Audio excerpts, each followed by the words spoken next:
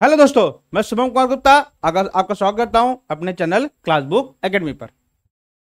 जैसा कि हमने बोला था कि आपको एकेडमिक का क्लास जरूर मिलेगा, तो आज मैं लेके आया हूं एकेडमिक क्लास 10th का मैथ का सिलेबस और उसके बारे में स्ट्रेटजी कि कैसे कैसे क्या क्या चीज़ें करनी है और आपको कितना करना है, क्या करना है, कैसे करना है। तो आइए पहले कुछ सिलेबस के बारे में डिटेल जानते हैं, उसके बाद हम बताएंगे कि कैसे कैसे क्या आपको करना है। चलिए, तो लिखा है विषय गणित, आपको दिख रहा होगा क्लास 10th गणित, जैसे यहाँ दिखा हुआ है क्लास 10th गणित। ठीक है, कक्षा 10। समय 3 घंटा का पेपर होता है। कितने घंटे का पेपर होता है? एक्चुअली में पेपर 3 घंटे का होता है और 3 घंटा 15 मिनट एक्चुअली में मिलता है। 3 घंटा 15 मिनट मिलता है, जिसमें से 15 मिनट क्या होता है, वो पढ़ने के लिए होता है। और पूर्णांक जो आपका रिटर्न एग्जाम होगा वो कितने नंबर का होगा? 70 नंबर का होगा, और जो प्रोजेक्ट होगा वो होगा 30 नंबर का। ये 30 नंबर आपको स्कूल से मिलता है। ये जो 30 नंबर है आपको स्कूल से मिलेगा, आपके प्रोजेक्ट बनाने पर मिलेगा। इसमें हमारा योगदान बहुत कम होगा। जो हमारा योगदान होगा वो 70 होगा। हालांकि इसमें भी योगदान मेरा 10% ही होगा, बाकी के जो 90% योगदान है वो आपका होगा, क्योंकि मैं यहाँ केवल पढ़ाऊंगा, पढ़ना आपको ही है। तो अगर आप पढ़ेंगे तभी आप मार्क्स ले आ पाएंगे, नहीं पढ़ेंगे तो मार्क्स कैसे आएगा। चलिए आइए, तो क्या क्या चीज़ें हैं, कैसे कैसे हैं, कितने कितने नंबर का है, इसके बारे में जानकारी करते हैं। संख्या पद्धति। संख्या पद्धति का मतलब नंबर सिस्टम। कौन सा सिस्टम? Number system. कौन सा सिस्टम? Number system.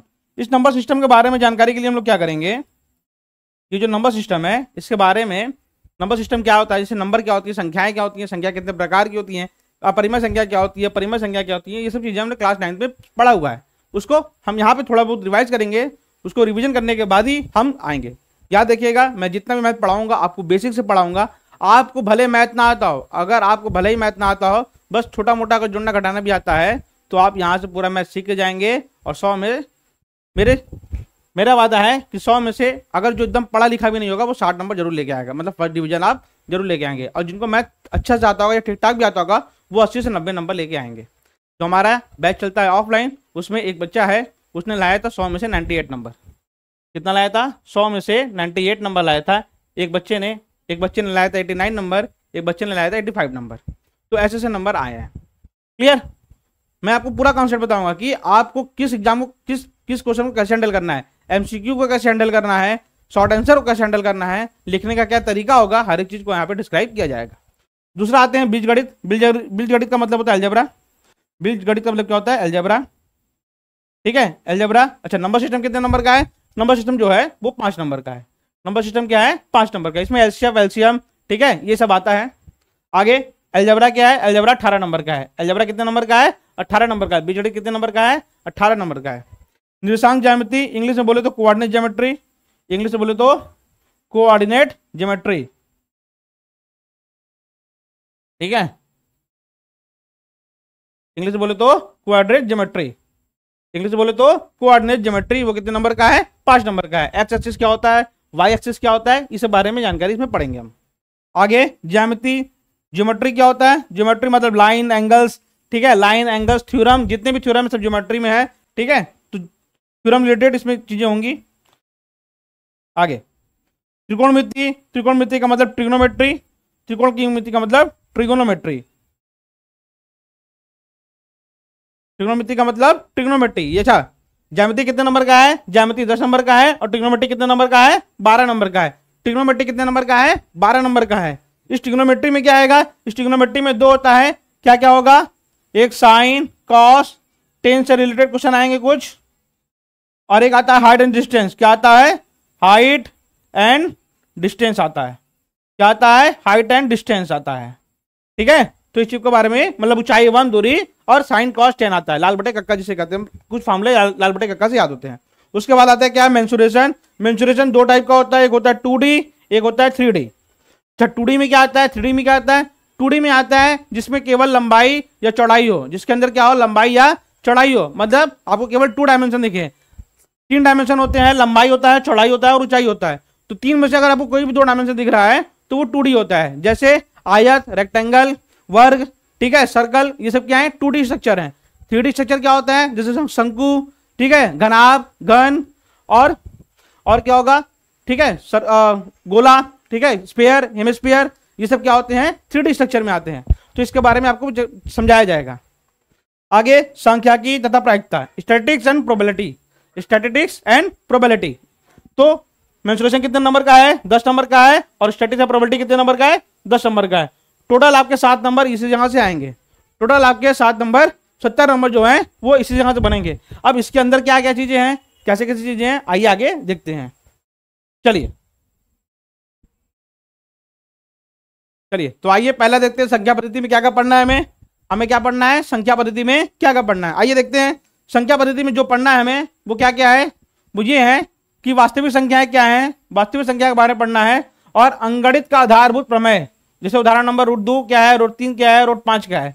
हमें यह प्रूव करना है कि √2 एक अपरिमेय संख्या है, हमें यह प्रूव करना है कि √3 एक अपरिमेय संख्या है एक, ठीक है। तो ये बताना है, प्रूव करना आपको इसमें बताया जाएगा। आगे अपरिमेय संख्याओं का, जैसे मैंने आपको बताया, अपरिमेय संख्याओं का सत्यापन हमें प्रूव करना है कि √2 एक अपरिमेय संख्या है। कैसे करना है ये आपको जब मैं पढ़ाऊंगा तो आपको समझ में आएगा। कितने नंबर का आएगा ये? 5 नंबर का आएगा। फिर इकाई 2 बीजगणित, इकाई 2 बीजगणित, इसमें मुझे क्या ज्ञात करना होगा?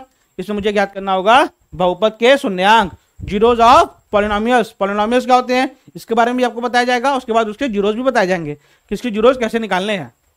फिर द्विघात बहुपद क्या होता है, उनके गुणांक क्या होते हैं, शून्यांक क्या होते हैं, इनके बीच में क्या रिलेशन होता है, अल्फा बीटा क्या होता है, ये सब चीजें आपको जब पढ़ाया जाएगा तो बताया जाएगा। ये कितने नंबर का आएगा? 18 नंबर का। देखिए बीजगणित अकेले 18 नंबर का है, बीजगणित अकेले 18 नंबर का है। चलिए अब इसमें आता है 2 चर वाले रैखिक समीकरण। इसमें क्या आता है? 2 चर वाले रैखिक समीकरण। बीजगणित में क्या क्या आता है? पहला बहुपद आता है, दूसरे बाद क्या आता है? 2 चर वाले रैखिक समीकरण। चर राशियां क्या होती हैं? चर राशियां वो होती हैं जिनके मान बदलते रहते हैं, जिनका मान समीकरण पर डिपेंड होता है, उन्हें क्या कहते हैं? चर राशि। ठीक है, तो इसके अंदर क्या क्या है? इसके अंदर मुझे 2 विधि पढ़ना है, एक प्रतिस्थापन विधि और एक विलोपन विधि, एक प्रतिस्थापन विधि और एक विलोपन विधि। आगे देखते हैं आगे क्या क्या है। चलिए द्विघात समीकरण। द्विघात समीकरण क्या होता है? द्विघात समीकरण ऐसे समीकरण जिसको ax² + bx + c के बराबर 0 के फॉर्म में लिख सकें, उसे क्या कहते हैं? द्विघात समीकरण। तो इसके बारे में संबंध, मूल क्या होते हैं, इनके मूल क्या होता है, रूट्स क्या होते हैं, ये सब चीजें आपको जब पढ़ाया जाएगा तो अच्छे से बताया जाएगा। आगे देखते हैं समांतर श्रेणियां। समांतर श्रेणी मतलब अर्थमेटिक सीरीज। समांतर श्रेणी मतलब अर्थमेटिक सीरीज। जैसे ये nवां पद क्या है, nवां पद ज्ञात करना, इनके पदों का योग क्या होता है, n पदों का योगफल क्या होता है, n पद कितना होता है, ये सब चीजें इसके बारे में आपको बताया जाएगा। कोऑर्डिनेट ज्योमेट्री क्या होता है? कोऑर्डिनेट ज्योमेट्री मतलब रेखा क्या होती है, ठीक है। कोऑर्डिनेट ज्योमेट्री मतलब निर्देशांक ज्यामिति। आपने 2 एक्सिस पढ़ा होगा, आपने क्लास 9 में 2 एक्सिस पढ़ा होगा, एक होता है एक्स एक्सिस, एक होता है वाई एक्सिस, एक होता है एक्स डैश वाई और वाई डैश। तो इसके बारे में चीजें क्या क्या है, समीकरण कैसे बनता है इसका, इसके अंदर बिंदुएं क्या क्या होती हैं, भुज क्यों लिखा जाता है, भुज क्या होता है, कोटि क्या होता है, इस बारे में आपको जानकारी इस चैप्टर के तहत मिलेगा। आइए आगे देखते हैं ज्यामिति। ज्यामिति जैसा कि मैंने आपको बताया कि ज्यामिति पूरा का पूरा प्रमेय है, ठीक है। अब इस प्रमेय में मुझे क्या क्या पढ़ना है, इस प्रमेय में मुझे पढ़ना है समरूप त्रिभुज प्रूफ करना। समरूप क्या होता है, समरूप क्या होता है, इसके बारे में आपको जब पढ़ाया जाएगा तो पता चल जाएगा, उदाहरण और प्रति उदाहरण। आगे देखते हैं। फिर त्रिभुज की एक ही भुजा समांतर खींची गई रेखाएं से दो भुजाओं को समान अनुपात में बांटती हैं। ये सब प्रमेय है, ये सब क्या है, ये सब प्रमेय है। इस सब के बारे में आपको बताइए, इस सब के बारे में आपको तब समझाया जाएगा, अच्छे से समझाया जाएगा और बहुत ही डिस्क्राइब करके समझाया जाएगा कि आपको एक बार में समझ में आ जाए। आगे वृत्त, वृत्त संबंधी रेखाएं, स्पर्श रेखा क्या होती हैं, वृत्त की स्पर्श रेखा क्या होती है, वृत्त की जिसे कहते हैं ट्रांजर्व रेखा कहते हैं, ट्रांजर्व रेस कहते हैं। आगे त्रिकोणमिति क्या होती है। आगे देखिए, अब त्रिकोणमिति के बारे में बात करें हम लोग। त्रिकोणमिति जो कि 12 अंक का है, त्रिकोणमिति जो कि 12 अंक का है। जैसे मैंने आपको बताया कि इसके अंदर क्या क्या पढ़ना होगा, इसके अंदर 0 डिग्री 90 डिग्री 0 30 45 60 का पढ़ना होगा, साइन कॉस और टेन पढ़ना होगा, ठीक है। साइन कॉस टेन के बारे में पढ़ना होगा, अच्छे से पढ़ेंगे, अच्छे से पढ़ाएंगे और पूरे कॉन्सेप्ट के साथ क्लियर करेंगे। जैसे मैंने आपको बताया कि त्रिकोणमिति में ऊंचाई एवं दूरी भी पढ़ना है। इस ऊंचाई एवं दूरी में क्या क्या पढ़ना है, उन्नयन कोण पढ़ना है, अवनमन कोण पढ़ना है, 30 डिग्री पे 45 डिग्री पे। जैसे ऊंचाई दूरी क्या रहेगा, जैसे मैं कहूँ यहाँ पे मैं खड़ा हूँ और मैं किसी पेड़ को देख रहा हूँ, तो यहाँ से मेरे पेड़ की बीच की दूरी 40 मीटर है और मैं 30 डिग्री कोण में देख रहा हूँ, मैं पेड़ की ऊंचाई 30 किलोमीटर की दूरी पर देख रहा हूँ। तो मैं पूछूंगा कि पेड़ कितना ऊंचा है, तो मुझे कैसे निकालना है, इस चीज को ऊंचाई एवं दूरी में हम लोग देखेंगे। मेंसुरेशन, जैसा कि मैंने बताया कि मेंसुरेशन क्या होता है, 2D और 3D। तो मेंसुरेशन का जो 2D स्ट्रक्चर है उसमें मुझे क्या पढ़ना है, उसमें पढ़ना है वृत्त संबंधी क्षेत्रफल, वृत्त का त्रिज्यखंड, वृत्तखंड का क्षेत्रफल, ये सब पढ़ना है। लेकिन 3D में क्या पढ़ना है मुझे? 3D में पढ़ना है पृष्ठीय क्षेत्रफल और आयतन। याद रखिएगा 2D का केवल क्षेत्रफल और परिमाप होता है, और 3D का क्या होता है? 3D का क्षेत्रफल भी होता है, परिमाप भी होता है और आयतन भी होता है। ठीक है, चलिए। और आखिरी चैप्टर हमारा सांख्यिकी एवं तथा प्रायिकता। आखिरी चैप्टर है सांख्यिकी तथा प्रायिकता। सांख्यिकी में क्या पढ़ना है? जैसे स्टैटिस्टिक्स क्यों पढ़ाया जाता है? स्टैटिस्टिक्स पढ़ाया जाता है कि किसी भी डाटा को एक रीअरेंज, किसी भी डाटा को एक अरेंज रूप में करना, किसी भी डाटा को मुझे एक अच्छे तरीके से अरेंज करना, जिससे मुझे क्या हो कि बाद में दिक्कत ना हो। जैसे आप कभी भी जाएंगे, किसी भी मैकडॉनल्ड में जाएंगे या फिर कहीं भी जाएंगे, तो वो क्या करते हैं, 100 का नोट एक जगह रखते हैं, 50 का नोट एक जगह रखते हैं, 20 का नोट एक जगह रखते हैं, चिल्लर एक जगह रखते हैं, यूपीआई का पेमेंट का चीजें आप एक जगह रखते हैं।